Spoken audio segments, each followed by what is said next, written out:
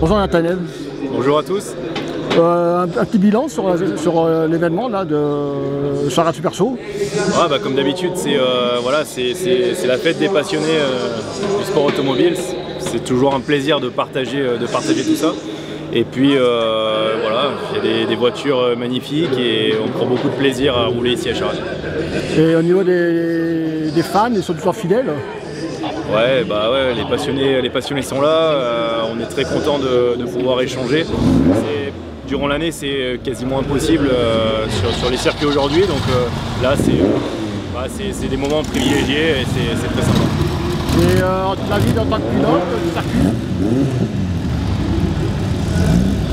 Le circuit est splendide. Moi, je suis clermontois, donc forcément, je suis un peu chauvin et j'aime beaucoup ici. Donc c'est un circuit old school, comme on les appelle. À taille humaine, hein, c'est pas très grand, mais par contre, il n'y a pas le droit à l'erreur parce qu'on est tout de suite dans le mur si on fait la moindre erreur.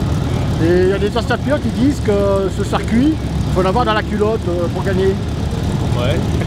Alors, est-ce que c'est au niveau technique? Ouais, un peu, ouais, effectivement, il faut les avoir bien accrochés. Ouais, comme je l'ai dit, hein, les murs sont pas loin, il n'y a pas beaucoup de dégagement, c'est assez étroit et il faut garder du rythme, donc c'est hyper vallonné aussi. Mais c'est ça qu'on aime. Et au niveau de l'actualité de Nathalie Berton, d'ailleurs il y a le trophée Andros qui est fini au mois de janvier par Clermont-Ferrand. Tu veux faire un bilan de ta saison de trophée Andros? L'année dernière c'était Le Mans en hypercar, c'était très bien passé. J'ai fait Monza aussi avec Likenos derrière, en championnat du monde. Moi je me sentais bien dans la voiture, Likenos a décidé d'arrêter.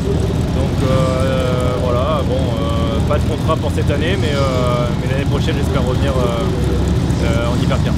Et le du trophée Andros, un petit retour sur les années passées? Ouais, trophée Andros, on gagne la toute première. Il y avait du beau monde parce que Sébastien Loeb était là aussi. Donc ça avait plutôt bien démarré. Après on a eu quelques soucis de batterie durant la saison.